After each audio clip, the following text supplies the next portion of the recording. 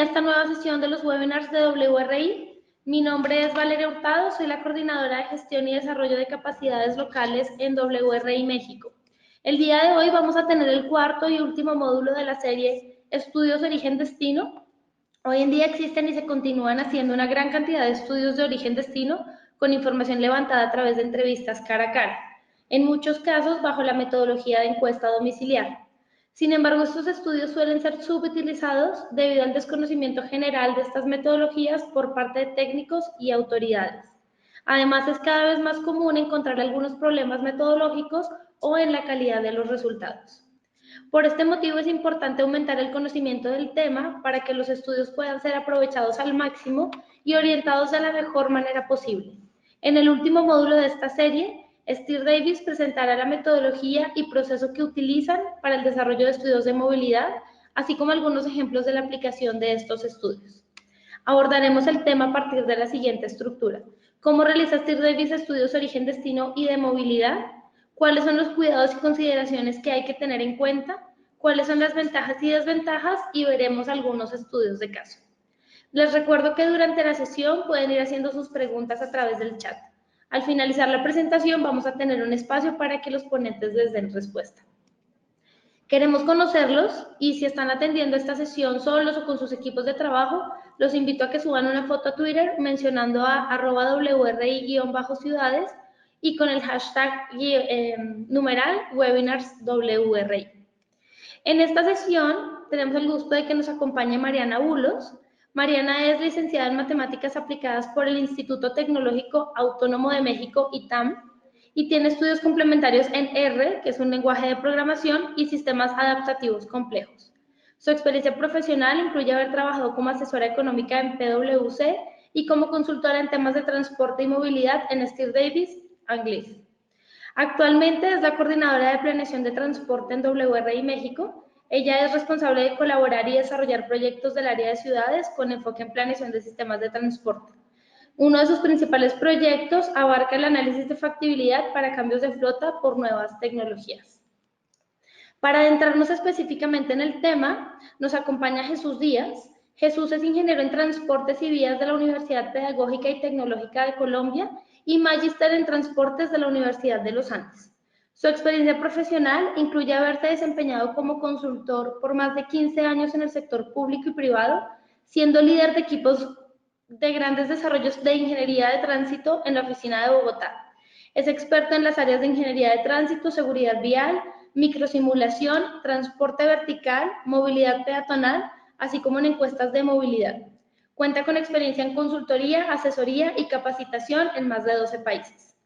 Desde el 2011 se desempeña como asesor del equipo de Steer, basado en Bogotá, Colombia, en donde ha participado en la coordinación de proyectos de gran importancia, como las encuestas de movilidad de Bogotá 2011, Cali 2015 y Querétaro 2016, entre otras. Sin más, le doy la palabra a Mariana, quien nos va a dar un pequeño recuento de lo que hemos visto en los módulos anteriores.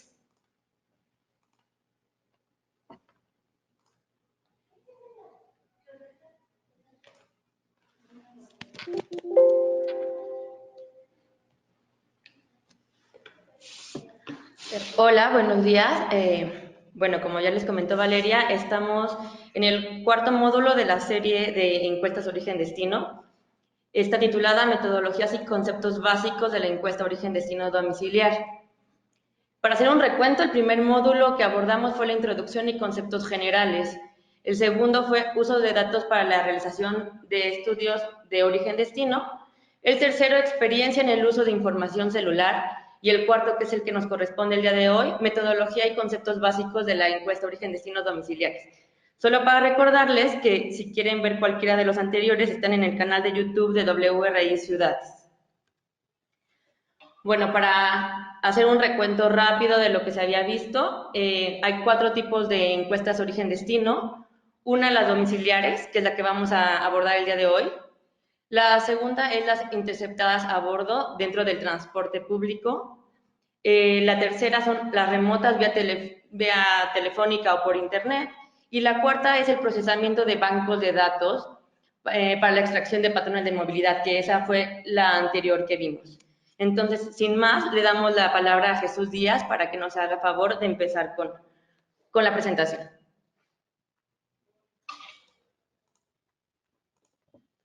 Listo, Jesús. Estás activo para dar inicio a la presentación de hoy. Muchas gracias. Listo, muchas gracias. Realmente es un gusto acompañarlos en este día. A Valeria, Mariana y pues a todas las personas que nos están acompañando hoy. El objetivo de la presentación es compartir algunos aprendizajes y experiencias muy valiosas en nuestro trabajo consultor e investigador en el campo de las encuestas de movilidad. Y hoy particularmente, obviamente, nos vamos a centrar más en hablar en lo que respecta a las encuestas origen-destino domiciliarias. Em, Quisiera hacer una reflexión.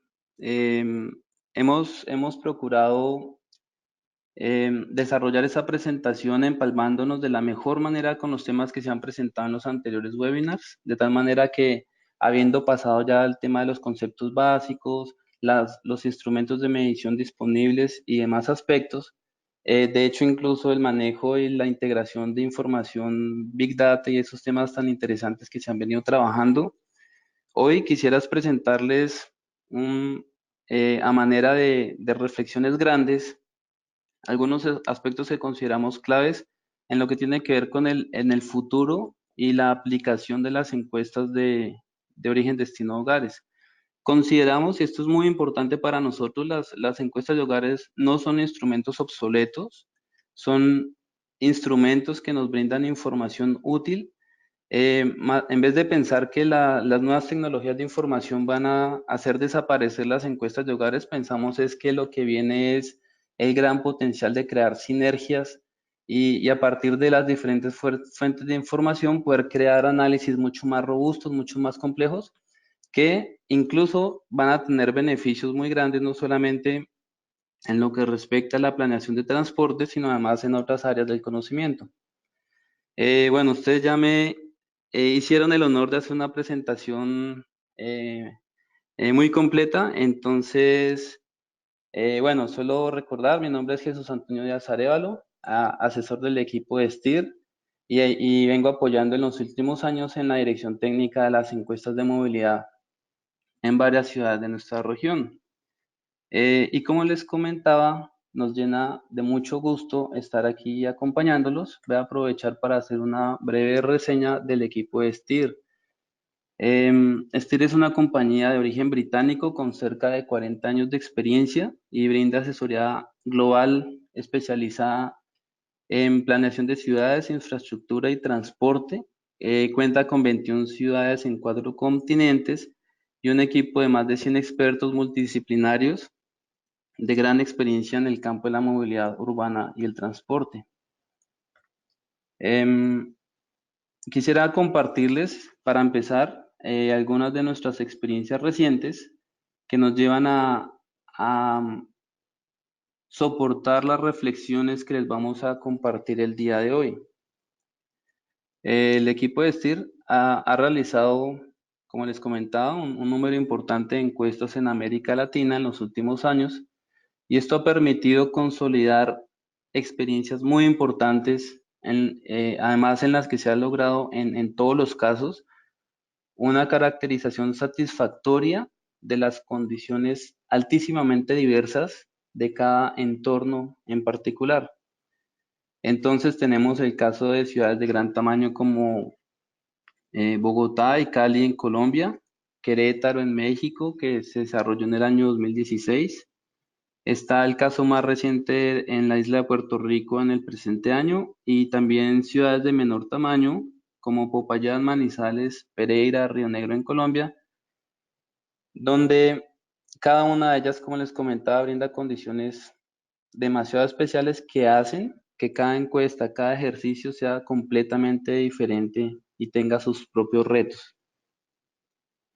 Como lo mencioné, al reconocer en cada caso el carácter único y especial que se requiere en cada uno de estos estudios, también es importante tener en cuenta que hay unos aspectos clave relevantes que hacen que de ellos dependa el éxito del ejercicio, que tiene que ver con la socialización de los actores de movilidad, reconocer este carácter único que les comentaba, trabajar desde el principio con unos principios de calidad y representación estadística acordes con los objetivos de cada estudio.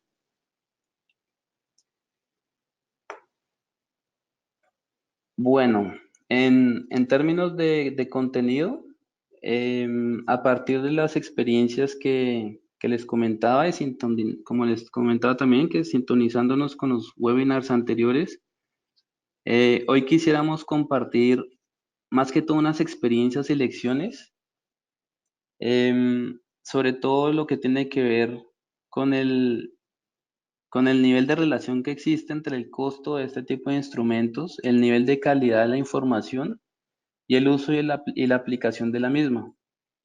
Para ello hemos organizado la presentación como en tres partes. Uno es contarles rápidamente la visión de las encuestas origen-destino y compartirles algunas lecciones aprendidas y nuestra visión sobre los retos que afrontamos actualmente para este tipo de ejercicios. Quisiera empezar entonces haciendo una comparación sobre qué es una encuesta de movilidad, ¿sí? Tradicionalmente, una encuesta de movilidad es un instrumento de planificación del transporte. Podríamos decir que una encuesta de movilidad es una fotografía que la tomamos al sistema de movilidad de una región, de una ciudad. Esa fotografía nos va a mostrar patrones, comportamientos, distribuciones frente al uso de los diferentes sistemas en una escala temporal, en una escala espacial, así también como a una escala del nivel de los usuarios y sus diferentes perfiles socioeconómicos. Un aspecto que buscamos hacer entender en y que consideramos de gran importancia dentro de este proceso es que así como las imágenes fotográficas manejan un grado de resolución, asimismo las encuestas de movilidad manejan lo que llamaríamos diferentes grados de resolución estadística. ¿Qué significa esto? Que significa que si nosotros estiramos la imagen para ver sitios específicos en mayor tamaño, llega un punto donde la imagen se empieza a pixelar y se pierde la claridad frente a lo que estamos viendo, ¿no? Asimismo, pues pasa también con los indicadores obtenidos en las encuestas origen-destino, que tienen un grado de resolución a diferentes escalas de detalle desde donde queramos mirar la información. Para nosotros este es un aspecto clave, porque teniendo en cuenta que a mayor resolución, lo que podríamos compararla con la calidad estadística de las estimaciones, el costo de lograr dichos niveles de calidad crece de una manera desproporcionada. Entonces, aquí surge la necesidad latente, permanente, siempre de buscar un uso adecuado de los recursos, garantizando un estándar de calidad adecuado para el propósito de este tipo de encuestas. Hablando un poco más en detalle acerca de las encuestas domiciliarias origen-destino, estos son instrumentos cuya vigencia y su importancia es comprobable aún hoy en día, aun cuando contamos con información de última generación como el Big Data que nos proporciona millones y millones de datos cada segundo. Las encuestas origen-destino domiciliaria se van convirtiendo entonces en instrumentos que permiten la verificación, la validación y el ajuste de los patrones e indicadores de segmentos que no están representados en su totalidad. Entonces, hoy en día, frente al potencial de manejo de grandes fuentes de información, se hace más y más importante la planeación y la gestión de recursos para este tipo de instrumentos. Y sobre todo la gran importancia de realmente saber cuánto presupuesto realmente debo invertir en un ejercicio de este tipo. Esta última reflexión nos lleva a entender que el proceso de diseño de una encuesta origen-destino de hogares requiere un equilibrio cuidadoso de tres variables que consideramos fundamentales, que son la aplicación que prevemos para el instrumento, es decir, para qué voy a usar la encuesta, el nivel de calidad que como investigador quiero obtener en las escalas de análisis. Este grado de calidad se traduce en niveles de representatividad a nivel territorial, de acuerdo con niveles de precisión y confianza que hemos definido. Y bueno, obviamente también el costo que implica lograr tales niveles de representatividad. Em, Quisiera hacer un énfasis importante en este punto, dado que muchas veces los gobiernos, los entes gestores, buscan obtener altos niveles de precisión sin dimensionar realmente lo que ello implica en términos de tamaños muestrales. Y como lo he mencionado específicamente, lo que tiene que ver con los costos de levantamiento de la información. En este aspecto, quería compartir que hemos realizado una gestión amplia, permanente y intensa en los últimos años en el sentido de concientizar a gobiernos y entes gestores en ayudar a encontrar ese delicado punto de equilibrio que permita una calidad adecuada del instrumento sin cruzar esta barrera de llegar a un mal uso de los presupuestos destinados al levantamiento de información para esos instrumentos. En este punto, algunos se preguntarán qué razón se podría tener para que un ente gestor desee aumentar los, los, los tamaños de muestra, ¿no? Y la razón netamente, lo que hemos leído en estos años es que pues, los entes gestores quieren garantizar una representatividad y un nivel de calidad en la información. Em, Sin embargo, muchas veces esos estándares de precisión que buscamos no están tan claramente validados y sustentados en la práctica. Hoy en día ya tenemos encuestas en muchas ciudades que nos permiten hacer técnicas avanzadas mediante simulación, mediante procedimientos estadísticos que nos permiten validar precisamente ese equilibrio que estoy tratando de ilustrar en esta imagen, de no dejar perder la importancia de los tres componentes. ¿Para qué voy a usar la encuesta? ¿Qué nivel de calidad quiero y cuánto me va a costar tomar una muestra de ese tipo? Podríamos en este punto empezar a hablar sobre la aplicación o los usos para los cuales vamos a destinar el ejercicio de las encuestas origen-destino. Particularmente, las encuestas domiciliarias de origen-destino tradicionalmente tienen dos usos diferentes. Brindar, en primer lugar, brindar indicadores de movilidad de una ciudad o un municipio, ¿cierto? Y servir como uno de los insumos de información para la construcción de las matrices de viajes. Entonces, quiero invitarlos a que hablemos en términos de indicadores y posteriormente veremos algunas reflexiones frente a lo que tiene que ver con el tema de construcción de matrices. Bueno, en términos del nivel de indicadores, entonces vamos a hablar de indicadores agrupados. Por ejemplo, a nivel general, podemos conocer la distribución modal en los diferentes medios de transporte que dispone una ciudad. Esto es una ventaja eh, aún vigente que tienen las encuestas domiciliarias frente a demás procesos de información de tipo Big Data, porque las encuestas de movilidad hoy por hoy pues son la forma de tener un altísimo detalle de validación del modo de transporte que se está usando. Nos permiten también a nivel de nivel socioeconómico, también podemos realizar análisis comparativos que nos permiten un mejor entendimiento de acuerdo con qué está pasando con ciertos perfiles poblacionales. Por ejemplo, el uso de modos motorizados, aquí lo tenemos en morado como el automóvil, por parte de la población de mayores ingresos, mientras que en la población, en la medida que va reduciendo su ingreso en una ciudad como Bogotá, se hace más y más visible el uso del transporte público, la caminata, la bicicleta, como pues es de esperarse y lo vive uno día a día en sus ciudades.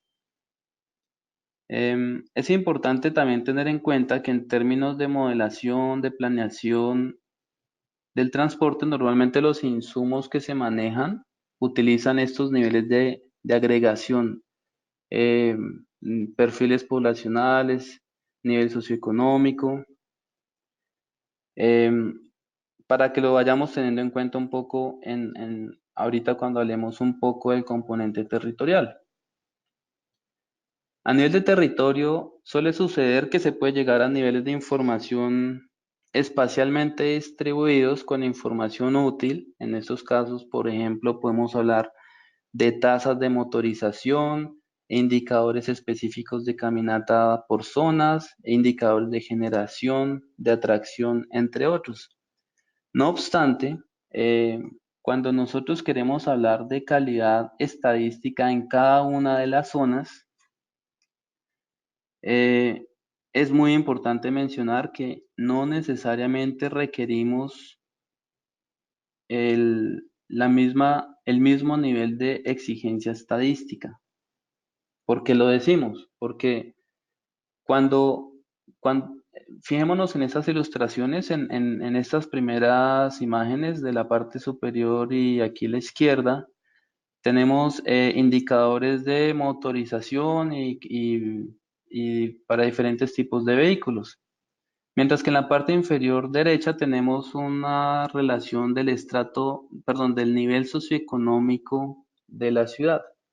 Cuando yo voy a hablar de indicadores agregados, por ejemplo, a nivel socioeconómico, como esos que les mostraba hace un momento, ellos se construyen a partir del filtro de ese perfil poblacional que agrupa diferentes zonas de estas. Entonces, si yo tengo un grado de precisión definido por un error admisible y un nivel de confianza para cada una de esas zonas, en el momento que yo agrupe, voy a obtener a nivel de indicadores agregados unos niveles de precisión y confianza muchísimo más altos. Aquí es donde es altísimamente importante empezar a hacer una diferenciación del propósito de mi estudio frente a cuál va a ser ese nivel de calidad que quiero lograr en estos niveles, entendámoslos de agrupaciones de perfil poblacional y de nivel de análisis territorial para efectos de lograr un equilibrio justo eh, en términos de costo, representado en la muestra que obtengo para un análisis específico. ¿Qué es lo que pasa normalmente, tradicionalmente en muchas ciudades? Se establece un único nivel un único nivel de precisión de referencia para toda la encuesta. Entonces, eso lleva a decir que si yo quiero garantizar, por ejemplo, un error del 5% en el estimador número de viajes promedio por hogar para un 95% de confianza, quiere decir que una ciudad como Bogotá pudiera llegar a requerir hasta 70.000 encuestas domiciliarias para cumplir tales niveles. Y eso, pues, si tenemos en cuenta los estándares de costo que se mencionaron en algunos talleres anteriores, donde una encuesta en Ciudad de México nos mostraban que llegaba a valer hasta $200, pues esto hace inviable un ejercicio de toma de campo para ese nivel de precisión, dado pues que em, un operativo de campo a ese nivel pues podría llegar a costar cerca de 14 millones de dólares, ¿no? Con ese estándar. No solamente es el costo, es lo que implica el tiempo.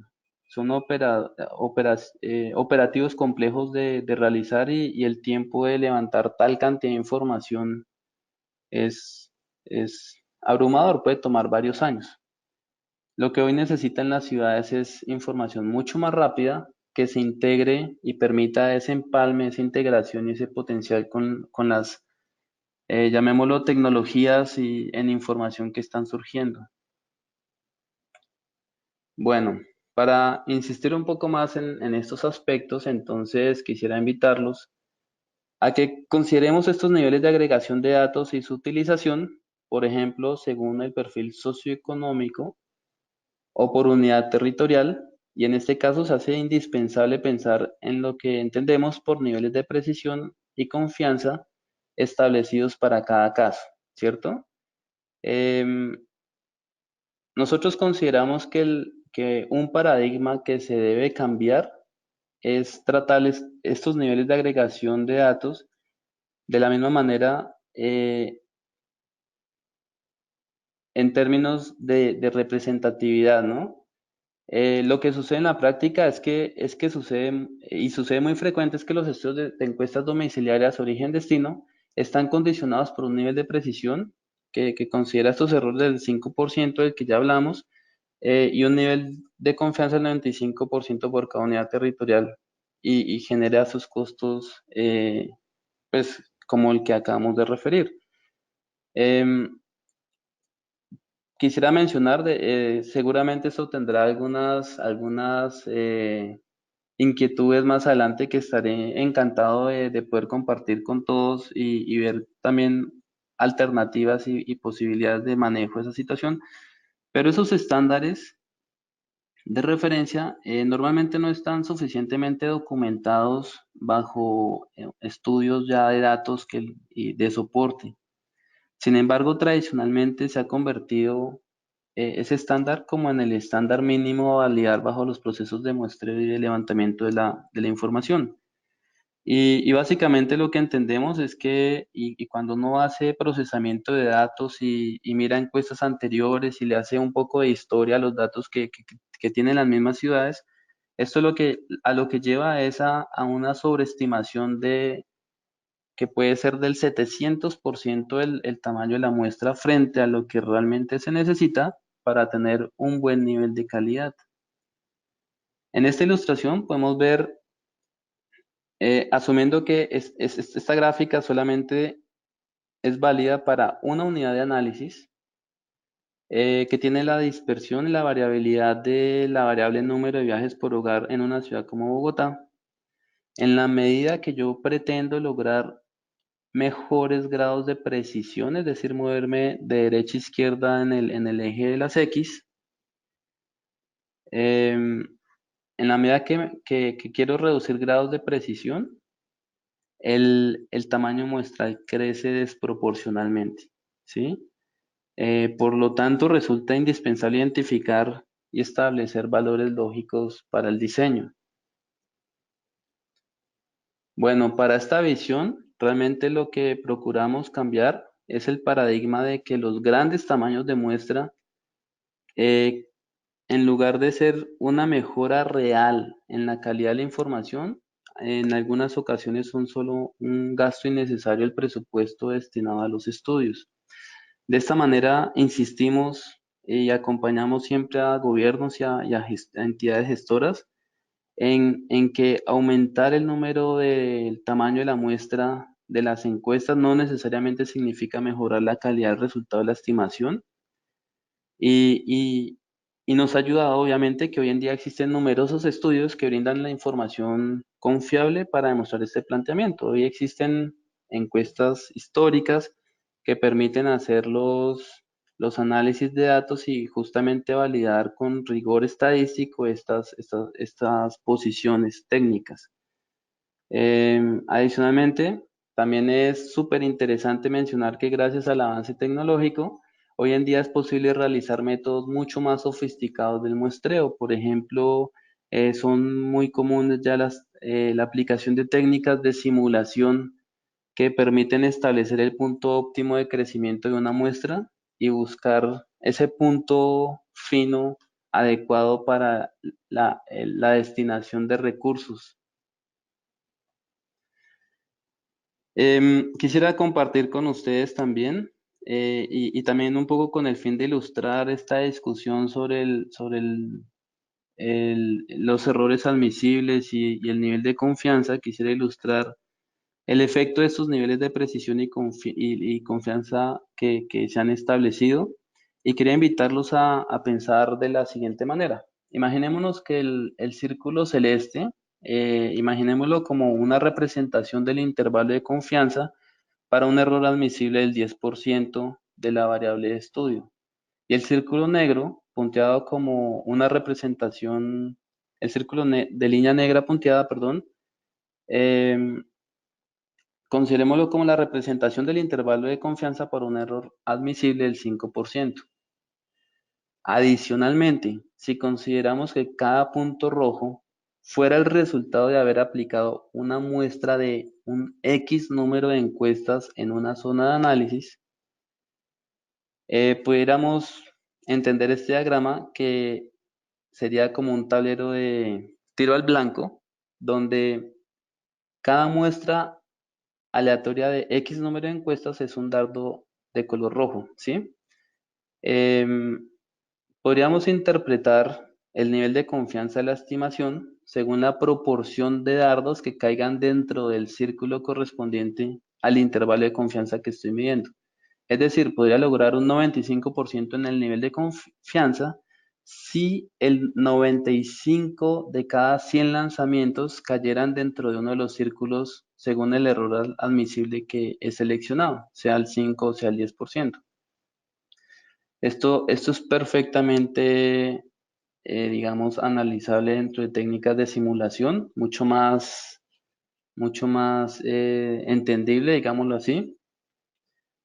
Entonces, aquí empiezan a surgir reflexiones de, bueno, que cuando pienso en tamaños muestrales y sabiendo que pasar de un nivel de precisión a otro implica aumentar en un 700% el tamaño de la muestra, en algunos casos, entonces, ¿qué implicaciones en términos de tamaño muestral tendría en términos de tener un resultado final pasando de un 90% del nivel de confianza a un 95% del nivel de confianza y también de un 10% de error admisible a un 5% de error admisible?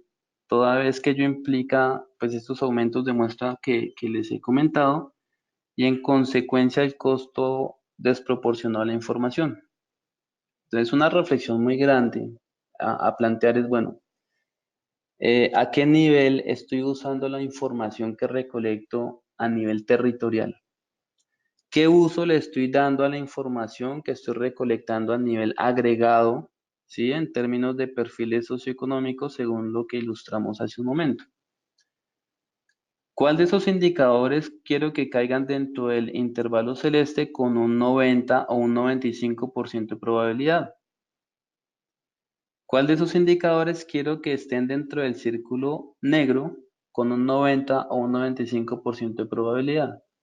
Entonces el ejercicio de definir estándares de calidad va mucho más allá que establecer solamente un nivel de calidad en términos de precisión plano para toda la encuesta, desconociendo muchas veces la variabilidad que tienen de manera independiente cada zona, la variabilidad que tiene independientemente cada nivel socioeconómico que estoy analizando.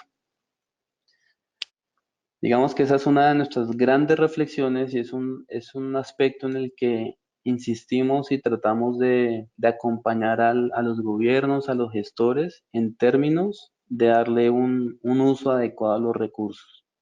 No se trata siempre de aumentar y aumentar el tamaño de la muestra en la medida que pasan los años. Se trata es justamente de hacer un uso adecuado y justo de las técnicas estadísticas, precisamente para lograr esa consistencia de esa balanza de tres brazos que les comentaba inicialmente.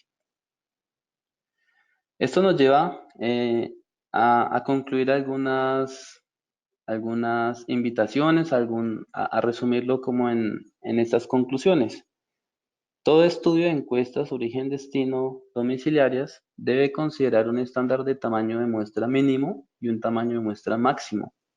Si estamos hablando de que existe una diversidad de niveles de calidad dependiendo de la forma como quiero agregar la información, también es posible determinar, bueno, cuál es el número mínimo de encuestas que debo hacer para que la muestra tenga un nivel de tolerancia aceptable, pero también cuál es el tamaño de muestra máximo y donde técnicamente superar ese nivel de tamaño de muestra básicamente se pudiera traducir como que estoy tirando los recursos a la basura, porque todos ustedes saben que en términos de estadística llega un punto donde yo puedo hacer más y más y más encuestas, pero el resultado ya llega a un punto de convergencia o un punto de estabilidad donde ya en términos de calidad ya no tengo mejoría.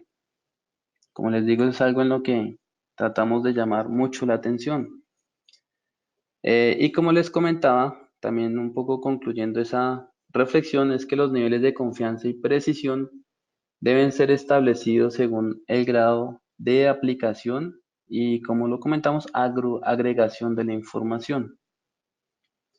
Esto en cuanto al primer uso, retomando un poco con el orden de la agenda, frente al uso de lo que son los indicadores. Podemos hablar un poco en términos de lo que tiene que ver con la construcción de matrices. Voy a hacer solamente una descripción breve, también teniendo en cuenta que tenemos un tiempo limitado, pero lo que pasa es que la construcción de matrices yo pienso que da para tratar un webinar independiente solo para ese tema, pero voy a resumirlo de la siguiente manera. Bueno, sabemos que el uso de mayor relevancia en el que se utilizan las encuestas origen-destino es la construcción de las matrices, ¿sí? Los talleres anteriores nos han enseñado que la encuesta origen-destino solamente es uno de los insumos, que existen otros instrumentos que proporcionan mayor información, ¿cierto? Como las encuestas de interceptación, los aforos, las mediciones de velocidad, etcétera. Y pues con base en lo que se han hablado en los webinars anteriores y la experiencia práctica en la materia que tenemos, pues es importante mencionar que a pesar de que tenga una encuesta domiciliaria muy buena, los análisis prácticos han demostrado que el aporte real de información proveniente de la encuesta de hogares llega a cubrir un bajo porcentaje de la información de la matriz, especialmente si estamos, por ejemplo, estimando un periodo específico del día.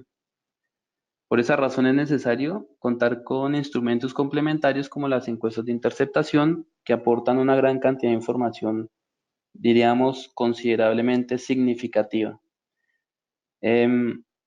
Una buena forma de ilustrar este problema de asignación de recursos, esa mezcla óptima entre encuestas domiciliarias e encuestas de interceptación, em, es comparar un estudio de origen-destino, por ejemplo, con un estudio, supongamos que nos interesara conocer en alguna de estas zonas de esta ciudad, por ejemplo,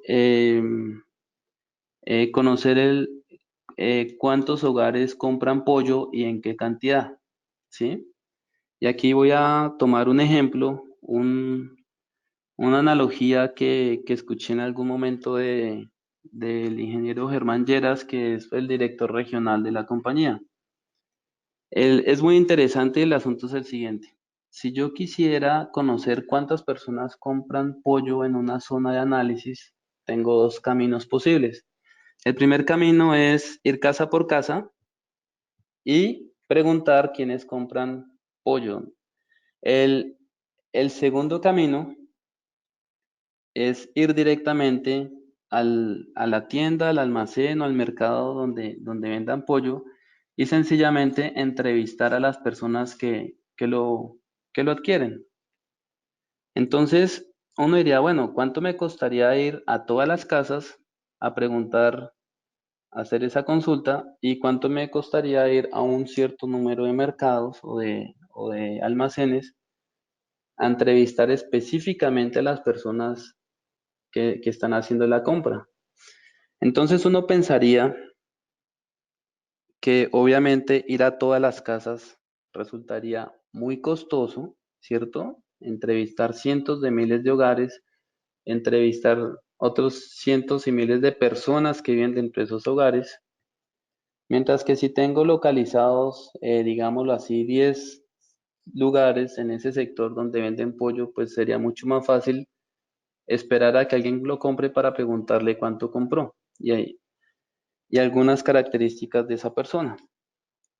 Em, ¿Cuál es la reflexión de esto?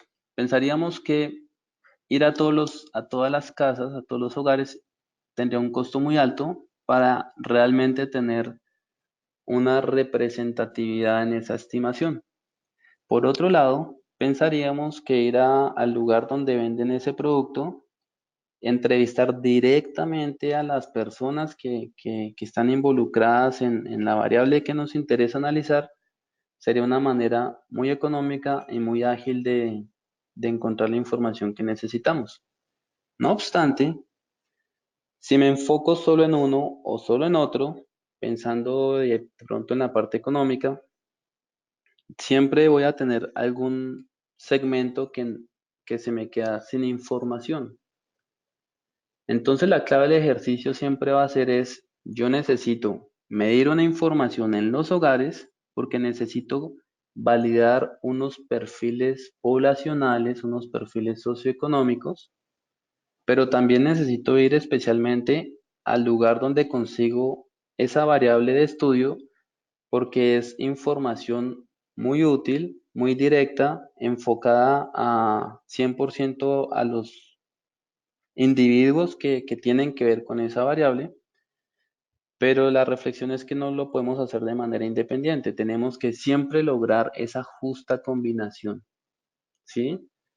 Y aquí es donde hemos trabajado mucho en todas las ciudades, siempre en hacer ejercicios integrados, donde no solamente se piensa en hacer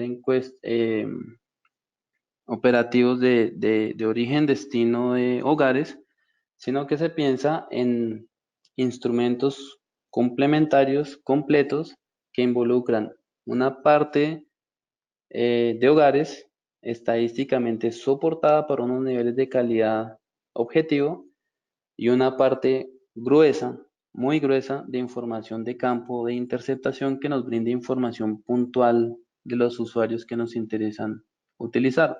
De esa manera balanceamos la ecuación en términos de representación de la población, pero también de esos datos ya propios de los sistemas de movilidad que nos interesa conocer y sobre todo aplicar cuando estamos hablando de la construcción de matrices de viajes. Bueno, como les comentaba, este tema tiene muchas aristas en términos de matemáticas, de métodos, combinación de información, metodologías, expansión, porque estamos pasando a hablar de muestras que se expanden a nivel de población contra muestras que se expanden a nivel de viajes totales. Eso tiene realmente muchos aspectos a tratar en detalle. Hoy quería dar como esta primera introducción. Quizás en un futuro tengamos la oportunidad de entrar en mayor detalle en este tema. Para concluir, quisiera hacer una reflexión frente al uso de la información de hogares. ¿Cómo vemos nosotros, y volviendo a mis diapositivas anteriores, cómo vemos nosotros las encuestas domiciliarias origen-destino? Consideramos que son un iceberg del cual solo conocemos la punta, porque esa punta que vemos ahí en la imagen quizás está representada por los dos usos que particularmente le damos a esas encuestas, que son construcción de matrices y estimación de indicadores de movilidad. Sin embargo, consideramos que debajo de eso que es visible a nuestros ojos, hay una gran cantidad de información que muchas veces no se está usando. Digamos, fue una de las reflexiones que planteó Valeria al comienzo.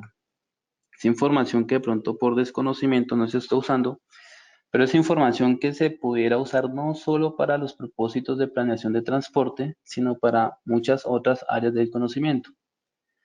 En términos particulares, por ejemplo, nosotros hemos logrado utilizar la información de encuestas de hogares para una diversidad de análisis, por ejemplo, análisis que implican aspectos de ingeniería de tránsito, estimación de demanda por nuevos desarrollos urbanos, estudios donde se diferencia género y temas poblacionales por grupos de población. Em, Hay aplicaciones que yo llamo demasiado exóticas, por ejemplo, a partir de las encuestas de hogares hemos llegado a establecer curvas de estándares y diseño para el diseño de sistemas de elevadores o ascensores, como los llaman en otros países, que es un área muy interesante de la ingeniería del transporte. Y pensamos que todavía hay muchos usos que tienen que ver con otras áreas del conocimiento, como las humanidades, la investigación de mercados y muchos otros usos que no se han explorado aún, porque los profesionales de esas áreas no saben sencillamente que este instrumento existe. También creemos que hay un área muy grande que apenas está empezando a surgir a la superficie, que tiene que ver es cómo logramos esa sinergia que mencioné al principio, esa sinergia entre el potencial de las encuestas domiciliarias de origen-destino con los nuevos, el potencial de grandes fuentes de información como lo es el Big Data, ¿no? De, ¿Perdón? perdón, Jesús, te interrumpo un segundo, porque justo tenemos una pregunta sobre el tema y creo que podrías como agrandar un poquito la respuesta ya que lo estás tocando, y es cómo manejar el tema estadístico con el uso de las nuevas tecnologías de Big Data y si estas nuevas tecnologías de Big Data son aplicables a las encuestas origen-destino domiciliarias. Sí, pues yo diría, gracias por la pregunta, yo diría que justamente, y ya para poner en términos de los retos actuales que enfrentamos hoy, básicamente el reto más grande en mi criterio es ese, cómo logramos esa adaptación, esa integración de la información. En la medida que la información se vuelve más compleja, las técnicas estadísticas, como lo mencioné, también se han vuelto mucho más potentes, como les comentaba, técnicas como simulación y demás. No existe una sola fórmula matemática porque la información procedente o la información que deseamos articular de medios tecnológicos puede venir de diferentes fuentes en diferentes formatos y en diferentes niveles, digamos, de agrupación o cubrir segmentos específicos de población. Entonces, esto lo hace aún más interesante porque yo pienso que la fórmula matemática todavía no está inventada y es algo que nos toca a los que nos dedicamos a investigar en este tema, cómo lograr para cada ciudad, según la información que se disponga, cómo lograr esa integración frente también a las características particulares de cada caso. O sea, realmente no tengo una respuesta concreta a la pregunta frente a dar una respuesta pero digo, el tema está abierto, el tema es algo en lo que estamos trabajando y con mucha más fuerza hoy por hoy, ¿no? Muchísimas gracias, Jesús. ¿Quieres que comencemos ya con las preguntas? Porque ya tengo varias. Sí, sí, ya de hecho esta era mi última diapositiva Ah, vale. para concluir todo ese universo que no hemos explorado del uso de las encuestas. Em, y ya quería llamar la atención, y tu pregunta me hizo ya llamar la atención de los retos que tenemos, la articulación con otras fuentes de información provenientes de medios tecnológicos. Y un solo último reto que quería mencionar, ya para abrirle la sesión de preguntas, que tiene que ver con los universos poblacionales imperfectos. Es una situación que hoy todavía no ha sido posible corregir. Tengamos en cuenta que en ciudades latinoamericanas se tiene información censal en promedio casi cada 10 años. Normalmente esta información censal no se logra usar y articular 100% con los estudios origen-destino, de tal manera que estadísticamente los universos poblacionales no llegan a ser muchas veces actualizados y eso es un tema también, reto grande que tenemos de cómo ir mejorando en este sentido. Gracias, Jesús. A ver, te voy a hacer, la primera pregunta que hacen es, ¿qué es lo que se ha reconocido como puntos críticos de las encuestas domiciliares que generan o muy buena o muy mala calidad de la información? Y con respecto a eso, ¿qué recomendarías que se incorpore en los contratos para mitigar el riesgo? Perdón, Mariana, te perdí en la última parte de la pregunta. Ah, sí, claro. ¿Qué es lo que se debería incorporar en los contratos para el levantamiento de estas encuestas que ayude a mitigar el riesgo de la mala calidad de la información? Perfecto, bueno, empecemos por los puntos críticos. Yo pienso que en estos ejercicios hay puntos críticos en todas las etapas.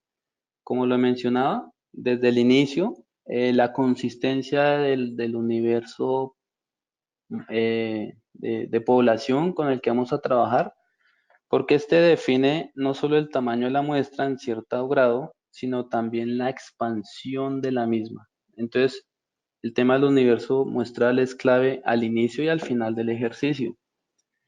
Si no tenemos un buen universo muestral, ya digamos de entrada, muchos esfuerzos pueden verse afectados con base en esa información. Em, Luego también tenemos el mecanismo. Siempre queremos mejorar, tecnificar, avanzar en los medios tecnológicos, pero muchas veces no tenemos el control total de lo que ello implica. Nosotros, por ejemplo, muchas veces hemos vuelto y seguimos y creo que seguiremos utilizando encuestas en papel, porque a pesar de contar con aplicativos tecnológicos, de tablets y demás, no siempre se logra ese nivel de consistencia y trazabilidad que se puede tener en esa encuesta cara a cara, teniendo em, la información y la memoria física. Digamos que esto seguramente, y es completamente, digamos, comprensivo, seguramente habrá quienes no estén de acuerdo con eso, porque, digamos, considerarlo anticuado, pero yo he visto casos donde se han perdido miles y miles de encuestas por el hecho de no contar con un aplicativo tecnológico adaptado a las condiciones de cada estudio. Entonces, a mí me parece, en mi criterio, la aplicación, los aplicativos tecnológicos muchas veces no están acabados de inventar y esto todavía hace, aún en nuestro mundo de nuevas tecnologías, que el uso del papel todavía sea un instrumento muy importante. Em, Luego tenemos otro punto crítico que pudiéramos llamar lo que es el rechazo y procedimientos estadísticos de imputación. Eh, Siempre, y es muy importante aclararlo, siempre va a haber segmentos de población que rechacen la encuesta. Por ejemplo, ¿qué pasa? Imaginémonos que tengo un hogar de 5 personas donde tengo una encuesta perfectamente aplicada de 4 miembros del hogar, pero hace falta una persona. Y esa persona decidió no contestar la encuesta porque está de viaje, o simplemente porque no quiere. ¿Qué hago con esa encuesta? Es una encuesta que tiene cientos de datos valiosos, pero por el hecho de que una sola persona falte, debo considerar si la acepto o no dentro de mi muestra. Entonces, uno de esos puntos críticos tiene que ver con lo que llamamos el estándar de calidad con el cual aceptamos una encuesta como válida o no.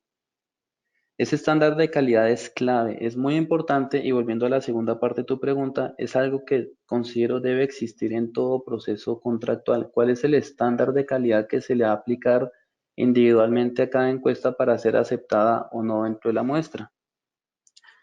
Porque, como les dije en el ejemplo, hay encuestas que que tienen información valiosa, que si ese número de encuestas al que le hace falta una parte de la información es un porcentaje muy bajo, existen procedimientos basados en simulación, como los procedimientos de imputación estadística. Se usa mucho el procedimiento, los cold deck, por ejemplo, y, y se puede, digamos, obtener una consistencia en la información y validar esos faltantes con perfiles tomados de la misma muestra para niveles poblacionales y socioeconómicos. Muchas veces ese tema clave de y- lo que llamamos técnicamente el contenido mínimo de información es algo que no queda establecido. Entonces, a veces las entidades no tienen control de qué tan completas o incompletas pueden validar una encuesta. Em, Pienso que, pues, obviamente, creo que realmente pudiera durar varias horas hablando de puntos críticos, pero siento que esos son decisivos, ¿no? Y a nivel contractual, este tema de calidad es uno de ellos, pero también insistiría en los aspectos que mencioné al comienzo, no exigir niveles de precisión, error aceptable, nivel de confianza planos, sino permitir que las matemáticas hagan su trabajo y permitir que haya ese nivel de manejo de agrupaciones territoriales y agrupaciones socioeconómicas para permitir niveles de precisión y confianza aceptables a cada nivel. Gracias, Jesús. Justamente por lo que acabas de mencionar, hay una pregunta que creo que vale la pena hacer y es, ¿cómo definen ustedes las unidades territoriales? Ya que hablabas de la precisión, ¿cuál sería el criterio para definir estas unidades? Sí, gracias y es una muy, muy buena pregunta, porque el tema de las unidades territoriales es un aspecto que tampoco puede ser arbitrario, ¿cierto? Em, Usualmente las unidades tienen varios nombres. En algunos casos las hemos llamado unidades territoriales de análisis de movilidad, UTAM, su abreviatura UTAM, para diferenciarlas un poco de lo que son las UPRs, UPMs, perdón, que son las unidades primarias de muestreo que se usan en algunos casos en los censos, o también para diferenciarlas de las unidades censales, porque este tipo de muestreos no llegan al nivel de censo, ¿m? Hay algún nivel de agrupación. Entonces hay unos niveles de consistencia básicos que tienen que ver con la revisión de los accidentes geográficos, ríos, montañas que dividen claramente territorios.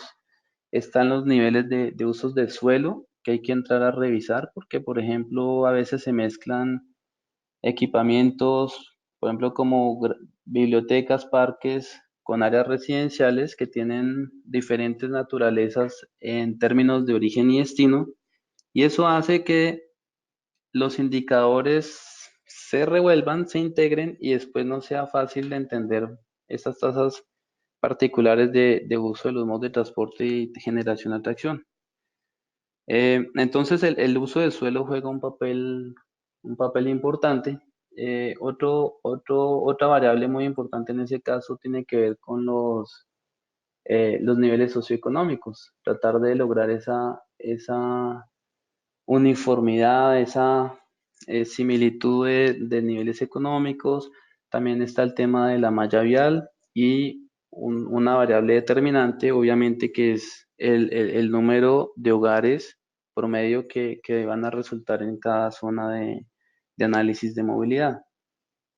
Em, en este caso, o sea, con todo lo que he mencionado, se darán cuenta que tampoco es una fórmula matemática que esté inventada, por ejemplo, de establecer que esas unidades territoriales de análisis de movilidad tengan un número, por ejemplo, de referencia de hogares. Por ejemplo, si yo les dijera en este momento que esas zonas de análisis deberían tener alrededor de 5.000 hogares por zona, es absolutamente diferente si estamos hablando de ciudades grandes como Bogotá, Lima, Ciudad de México, a que si estoy hablando de ciudades más pequeñas, donde las extensiones de territorio y los niveles de agrupación necesitan diferentes tratamientos.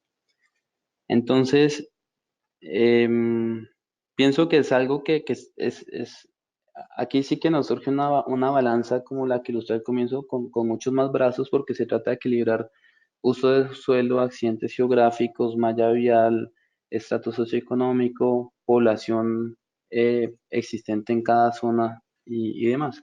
Es un ejercicio, yo diría, más bien iterativo. Y me faltó mencionar también otro aspecto y tiene que ver en algunas partes, por ejemplo, en Bogotá se maneja el concepto bueno, se ha manejado el concepto de unidades de planeamiento. Entonces, por ejemplo, en ejercicios para dar un ejemplo, que se hizo en Bogotá 2011, esas unidades de esas unidades territoriales de análisis de movilidad se relacionaron casi que simétricamente con las unidades de planeamiento zonal que existían en Bogotá en esa época, porque se correspondía, justamente Bogotá ya tenía su capa que hacía esa revisión de todas las variables que yo les comentaba y permitió en su momento ser el tamaño óptimo para a ese ejercicio. Para tenerlo como referencias, Bogotá en esa época con 7, bueno, casi 8 millones de habitantes, tenía 113 unidades de planeamiento, para tener una idea un poco de población a nivel de zona en promedio. Em, sí, digamos, no, Gracias. nuevamente no existe la fórmula matemática, es todo un tema de revisar información y de iterar el ejercicio. Muchísimas gracias, Jesús. Hemos recibido otras preguntas, pero el tiempo ya no nos da. De todas maneras, hay una en particular que me gustaría comentar algo al respecto. Nos preguntaron cuál sería el punto para poder iniciar una muestra y medir la movilidad en mujeres. Sobre este tema queremos iniciar un webinar el próximo año. Probablemente la primera o segunda semana de enero tengamos la programación completa del año, entonces los invito a que la revisen para que encuentren este y otros temas que vamos a desarrollar en los siguientes webinars. Si Jesús me lo permite, yo voy a enviar las preguntas para que podamos darles alguna salida. Y de todas maneras, también dentro de nuestro equipo, Mariana Bulos y David Escalante, pues tienen acceso a las demás preguntas que se hicieron durante la sesión para poderles dar respuesta. Sí, Muchísimas gracias. Dime, Jesús. perdón. No, iba a decir bueno, aquí creo que aparecen en la pantalla nuestros correos. Sí. Entonces también seguramente quedaron algunos temas sin contestar, entonces invito a los asistentes que se sientan en libertad de escribirnos y pues con todo el gusto nosotros estaremos también compartiendo algunas informaciones adicionales. Muchísimas Eh, gracias, Jesús. Muchas gracias, Jesús, qué gusto escucharte. sí, igualmente. Muchas gracias también a Mariana por su apoyo para la realización de este webinar y a David Escalante. Y a los asistentes los invito a nuestra próxima sesión el jueves 8 de noviembre a las 10 de la mañana, en el cual nos acompañará Gabriela Morales para hablar sobre infraestructuras verdes en temas de gestión hídrica en ciudades. Con el objetivo de mejorar nuestros webinars, los invito a llenar una breve encuesta que aparecerá al finalizar la sesión y para mantenerse informados sobre nuestra oferta de capacitación, pueden registrarse en nuestra plataforma de conocimiento global de cityfixlearn.org y seguirnos en nuestras redes sociales. En Facebook estamos como WRI México-Ciudades y en Twitter @WRI-Ciudades. Muchísimas gracias a todos por su participación. Listo. Muchísimas gracias a todos y seguimos en contacto. Gracias.